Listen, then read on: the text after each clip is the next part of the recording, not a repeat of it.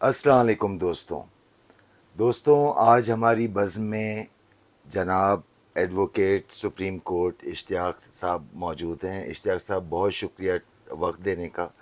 और साथियों यहाँ पे मैं बताता चलूँ कि आज मैं शहर लाहौर के अंदर हूँ और इश्तियाक साहब को जब पता चला तो इश्तियाक साहब ने बहुत ही पुरतकल्लुफ़ खाने का एहतमाम किया और इस मौके का फ़ायदा उठाते हुए मैंने कहा कि इनसे दो बातें हो जाएं।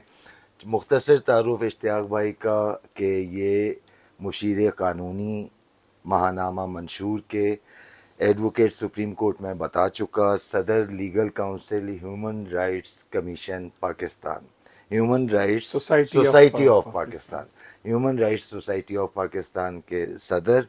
और इसके अलावा पाकिस्तान अवामी महाज के कर्ता धर्ताओं में मेन लीडरशिप के अंदर, मेन उसकी एग्जेक्टिव काउंसिल के अंदर इनका शुमार। इसके साथ बज़्म मंशूर लाहौर के अंदर बज़्म मंशूर चलाने वाले सेक्रेटरी बज़्म मंशूर के जनाब इश्तियाक साहब, इनकी बदौलत जो है वो सालों साल से बज़्म मंशूर का इजलास जो है वो इन्हीं के ऑफिस के अंदर जो है बाकायदगी के साथ सालों साल से जो है मुनक़िद होता है। और जो भी मसाइल हों, जो करंट इश्यूज़ हों, उसके ऊपर जो है वो बात होती है, उस पर पेपर पढ़ा जाता है, दोस्तों साथियों के साथ बाहमी मशवरे और सारी डिस्कशन होती है।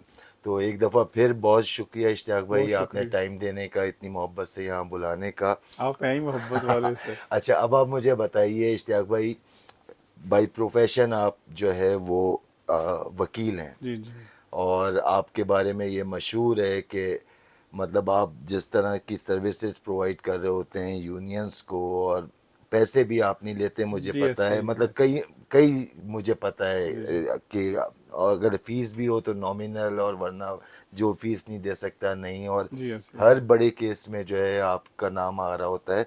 तो बताएं कहाँ से ये एडवोकेट आप बने और उसके साथ फिर ये सियासत का सफ़र कैसे शुरू हुआ? ये 2002 की बात है। मैंने एमए इंग्लिश लिटरेचर किया हुआ था, तो पहले इरादा ये था कि मैं लिटरेचर में पीएचडी करूं, अच्छा। तो टीचिंग में जाऊं।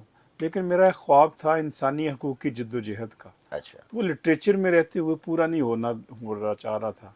तो मैंने फिर उसके लिए लॉ में आया।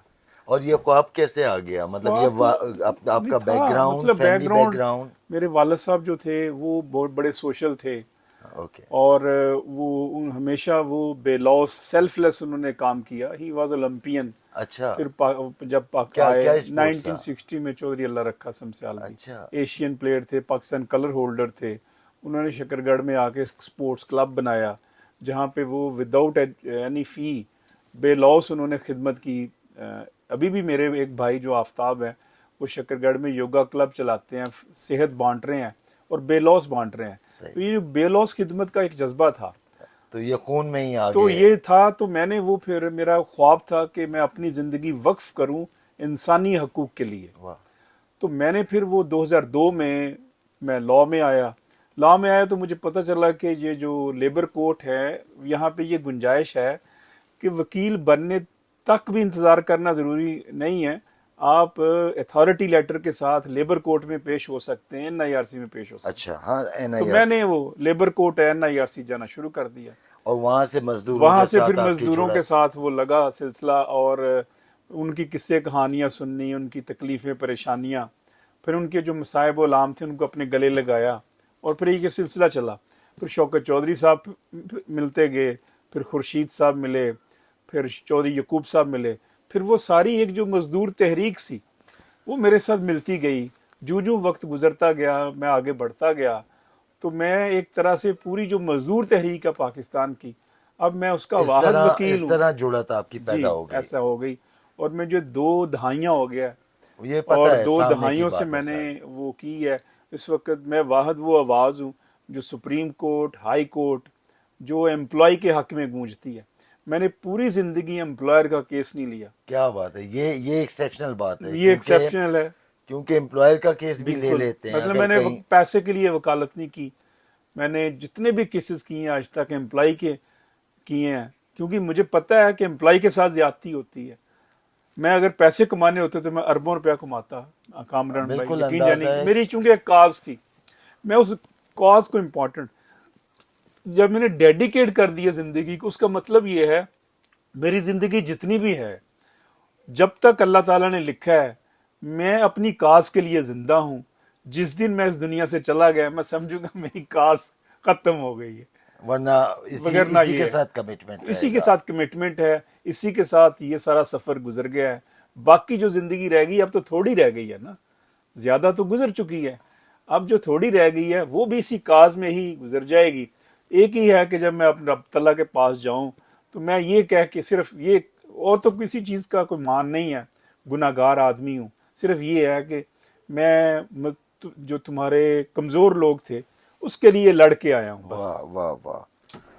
ये एक है तमन्ना सी और छोटी सी। और सिर्फ मजदूरों का ही मैंने नहीं देखा, आप जी, खवातीन बड़े के, बड़े बड़े हाई प्रोफाइल जी केसेस बिल्कुल भी ऐसे ही आपने, है। ताहिरुल कादरी जी साहब के बिल्कुल साथ ऐसे ही है डॉक्टर। आपको हमेशा मैंने देखा। वहाँ मॉडल जी कॉलोनी बिल्कुल वाला ऐसे ही केस में आप। हुआ, मॉडल टाउन में हाँ मेरे अपने ऊपर स्टैब वूंड आए। मैं खुद 2014 को जो लॉन्ग मार्च था, जी उसमें मेरे ऊपर भी कातलाना हमला हुआ। तो बड़ी बहुत सारी अल्योरमेंट भी होती हैं, लेकिन मैं चूंकि काज के साथ मुखलिस था और काज के साथ खड़ा हूँ, कल भी था आज भी खड़ा हूँ। और उनके भी, डॉक्टर ताहरुल कादरी और उनकी जो जमात है, उनके जितने केसेस मैंने किए हैं, कभी एक पाई वसूल नहीं किया, मुझे और अंदाजा है। सिर्फ इंसानी खिदमत के तहत किए, बेलौस किए उनके तमाम मुकदमा। ये बेलौस खिदमत का एक जज्बा था, वो है, वो अल्लाह ताला को पसंद है। वो आप कह सकते हैं कि मुझसे वो काम ले रहा है। अच्छा इश्तियाक भाई, ये जो बातें आपने बताई ये ज़ाहिर है सुनने वालों के लिए तो हो सकता है नहीं हो, मुझे ये सारी बातें पता थी। जी जी आपको कुछ एक आध महीने पहले एक्नॉलेजमेंट किया है ये जी बिल्कुल नुमाइंदा ऐसे ही। मजदूर जी, तंजीमों ने। पाकिस्तान की जो तमाम मजदूर बिल्कुल, तंजीमें थी उन्होंने वो जमा एक्नॉलेज हुई किया। हैं, और बिल्कुल। उन्होंने एक्नॉलेज किया है। और खुर्शीद साहब, जो ट्रेड यूनियन फेडरेशंस के एक बड़ा नाम है, जी जी। खुर्शीद, और भी लेबर सारे हाल लेबर में, लीडर्स जो है वो लेबर मौजूद थे हाल में वहाँ वो पे, साथ और तमाम में सब ने मिलकर जो सब है ने मिल आपको। के, मेरी कम्युनिटी के लोग, सरदार बिल्कुल। लतीफ़ खोसा थे जी जो हाँ, वो सबक भी थे। गवर्नर पंजाब है, बिल्कुल। इसी तरह जो अहमद अवैस है सबक एडवोकेट जनरल पंजाब। तो ये सब ने मिल के, मेरी हाई कोर्ट के प्रेसिडेंट थे। जी। तो ये एक एक्नॉलेजमेंट है तो कि इश्तियाक भाई अच्छा लगा, क्योंकि होता है ये है कि लोग काम अच्छा करके गुजर जाते हैं और हाँ उनको हाँ, एक्नॉलेजमेंट नहीं, मगर आपको ये तो एक्नॉलेजमेंट मिल रही है, होनी तो ये एक बहुत चाहिए। अच्छी मैं बात है। मतलब ये कहता हूँ, देखिए मैंने तो जो किया वो अपने रब के लिए किया और अपने लोगों के लिए किया। उस वक्त तो आपके जहन में नहीं होता कि आपको एक्नॉलेजमेंट मिलेगी, लेकिन ये ज़रूर है कि जो भी कोई काम करता है मजदूरों के लिए, या बेलौस काम करता है, उसकी एक्नॉलेजमेंट का ज़रूर होनी चाहिए, ताकि लोग और लोगों को भी इस तरह की तौफीक हो वो भी करे। मतलब हमारे समाज में बहुत कम लोग रह गए हैं, बल्कि ना होने के बराबर हैं, जो बेलौस करते हैं ना, मतलब कोई सही बात। काज नहीं है। मैं मतलब एक ऐसा केस मेरे पास आया कि खातून थी, बुढ़िया खातून, और हाई कोर्ट में उसकी प्रॉपर्टी पे उसके भाई ने कब्जा किया हुआ था। तो वो आवाजें दे रही थी, हाय रब्बा कोई ना सुनदा, हाय रब्बा कोई ना सुनदा। तो मैं उसके पास गया, उसका केस देखा, मैंने वो केस लड़ा, जीता केस। तो वो बूढ़ी माई दुआएं मुझे दे रही थी। तो मतलब ये है कि अगर मैं उसी तरह गुजर जाता जिस तरह दूसरे वकील गुजर रहे थे, वो कह रहे थे कि पागल है ये जो हाँ, कह मैं रही है, समझ रहा हूँ। हाय रब्बा कोई नहीं सुनता। तो ये चीज है कि हमें मतलब सिर्फ पैसे ही सब कुछ नहीं होते।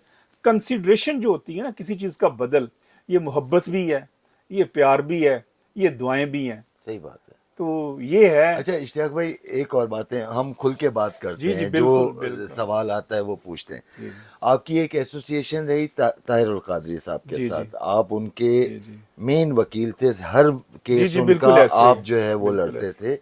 और एसोसिएशन का मतलब एसोसिएशन, आप उनके वकील नहीं थे। आपने खुद बता दिया कि कभी पैसा नहीं लिया, ताहिरुल मैंने कादरी कभी साहब भी से नहीं नहीं लिया। लिया। तो एक एसोसिएशन रही है आपकी जी जी उनकी जी जमात जी के साथ। जी जी ताहिरुल कादरी कितने क्लोज थे आपके? जी जी अच्छा, फिर मैंने अभी इंट्रो में बताया कि आप बज़्म मंशूर के सेक्रेटरी जी भी हैं। बिल्कुल ऐसे ही है। आप पाकिस्तान अवामी महाज के कर्ता धर्ताओं में जी से हैं, बिल्कुल एग्जेक्टिव ऐसे ही है। कमेटी जी मजदूर महाज जी के ऐसे ही साथ है। आपकी एसोसिएशन। जी जी यहाँ मुझे नज़र आ रहा है बिल्कुल क्लियर, आप मेरे ये मंशूर के, ये जो जी बिल्कुल माहनामा ऐसे ही है। मंशूर है उसके मुशीर कानूनी हैं। जी बिल्कुल तो ऐसे ये एक फ्यूजन नज़र आ रहा है कि एक पूरा राइट का आदमी और इधर ये पूरी लेफ्ट की सियासत, तो इसको किस तरह बैलेंस करते हैं, या ये क्या चीज़ है? देखिए बेसिकली ये मेरा, राइट, आप समझ गए मैं मेरा समझ गया, सवाल? देखिए बेसिकली तो मेरा जो है कि मैंने हमेशा ये रहा जहन में कि मैं इंसानों की बेलौस लड़ाई कहाँ लड़ सकता हूँ। जो भी मुझे फोरम मैसर आया, मैं जितनी मैं देर समझ तक रहा हूँ, फेयर इनफ। जितनी देर तक डॉक्टर ताहरुल कादरी का फोरम मुझे मैसर रहा, जी, तो मैंने उस फोरम के ऊपर लड़ाई लड़ी। बिल्कुल लड़ी। जब वो फोरम मुझे मैसर नहीं रहा, तो मैं दूसरे फोरम पे लड़ाई लड़ रहा हूँ। बिल्कुल तो लड़। बेसिकली आपने फैसला ये करना होता है कि मैं कहाँ आवाम की लड़ाई लड़ सकता हूँ। एक तो ये है।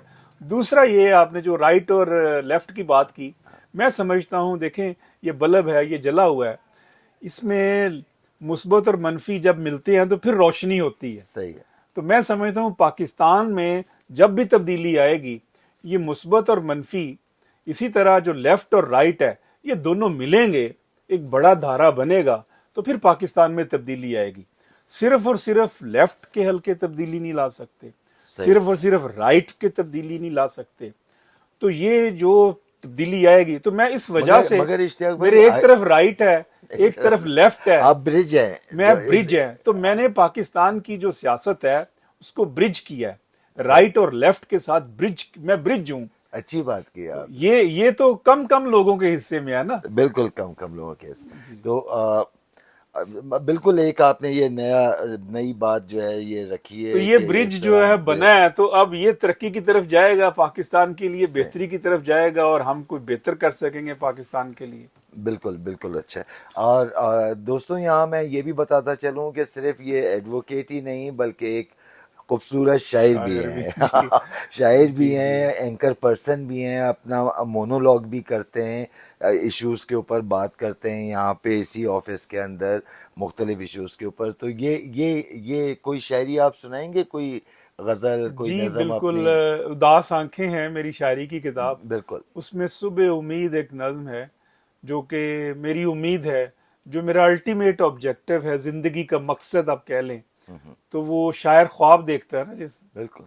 तो मैंने जो ख्वाब देखा है, या जो मैं दिन दिन हर दिन ख्वाब देखता हूँ, हर सुबह वो ख्वाब मैं लेके निकलता हूँ, वो ये है कि जुल्म की जंजीरों में जकड़े मजबूर हैं हम, वाह। बहुत दुख सहते हैं, रंजूर हैं हम, बहुत अच्छे। भूख, फाके, खुदकुशी ही अपना नसीब ठहरा है, वाह अफलास जिसका मुकद्दर हो, वो मजदूर हैं हम। वाह वाह। है यकीन एक रोज इंसानियत के मियार बदलेंगे, मजबूरों कमजोरों के लैलो नहार बदलेंगे। बहुत अच्छे, एक बहुत अच्छे। सुबह जबर की ये दीवार घिरेगी, वाह। खुद गर्जी मादा परस्ती के अफकार बदलेंगे। बहुत खूब। था यकीन जिसका वो सहर निकली है, ये वो यकीन है, था यकीन जिसका वो सहर निकली है, कितनी तबिंदा रोशन ख्याल नस्ले बशर निकली है। वाह ए वतन तेरे लिए कितने ही मसाइब झेले, वाह हयात मौत से होके अमर निकली है। वाह वाह वाह। ये बहुत है मेरी बहुत खूब, बहुत उम्मीद खूब। जो है।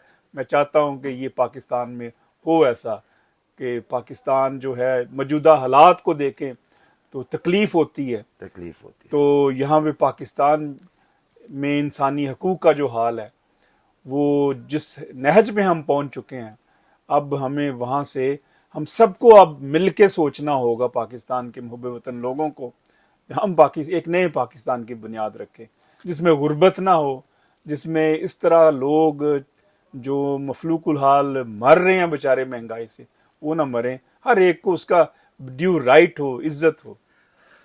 अल्लाह करे ऐसा ही हो और आप जिस तरह सोचते हैं बिल्कुल उसी तरह जो है वो। अच्छा इश्तियाक भाई, मुझे एक और चीज़ ये बताएं कि आपने इस लेवल के हाई प्रोफाइल केसेस किए, और जब आप जी जी। इस तरह के इस लेवल के केसेस आप कर रहे होते हो तो बिल्कुल पल्स पे आप होते हो, चीज़ों को बहुत दूसरे पर्सपेक्टिव से आपको चीज़ें नज़र आ रही होती हैं। इन तमाम चीज़ों के साथ, इन तमाम चीज़ों को देखते हुए आपको लगता है कि आने वाले वक्त में पाकिस्तान के लिए बेहतरियां हैं, कुछ बेहतरी आएगी? मैं तो पॉजिटिव हूँ, मैं तो पॉजिटिव हूँ। लेकिन इसमें कोई शक नहीं है कि इस वक्त जो पाकिस्तान है, ये वर्स्ट से वर्स्ट होने जा रहा है। लेकिन देखें, अंधेरी रात जितनी भी स्याह हो जाती है, फिर सवेरा तलू होना होता है। मैं पॉजिटिव हूँ। मैं समझता हूँ कि पाकिस्तान के अवाम, एक दिन आएगा जरूर उठेंगे। देखिए बुनियादी तौर पे क्या है पाकिस्तान के, 1% 1% करप्ट सियासी अशराफिया है, और दूसरी तरफ 99% अवाम है जिनकी कोई पार्टी नहीं है।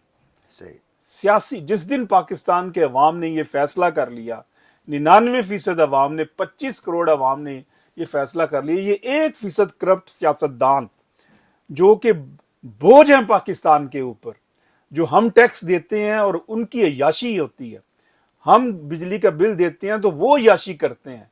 जिस दिन पाकिस्तान के अवाम ने यह फैसला कर लिया हमने करप्ट सियासी अशराफिया का बाईकाट करना है, उसी दिन पाकिस्तान का मुकद्दर बदल जाएगा। अब पाकिस्तान के अवाम कब फैसला करते हैं, 1% करप्ट सियासतदान जो चंद 100 के करीब होंगे, इनसे छुटकारा मिल गया तो पाकिस्तान संवर जाएगा।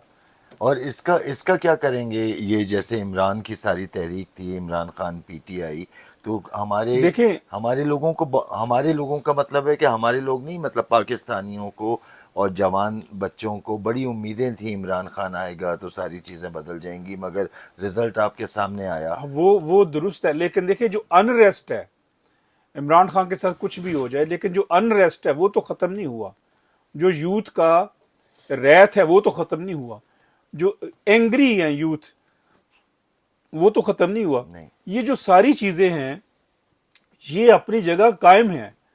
अब वो ये अपनी जगह जब कायम है तो इसका मतलब ये है कि ये तब्दीली को जन्म देंगी।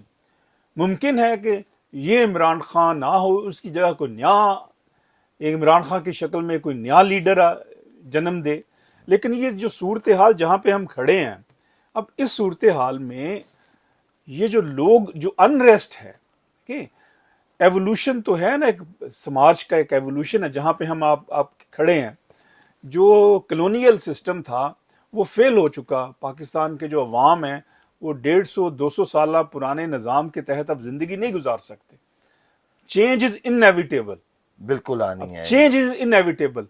क्योंकि ये एक समाजी इर्तिका है जो है, जब चेंज इज इनएविटेबल तो इसका मतलब ये हालात आगे की तरफ ही जाएंगे।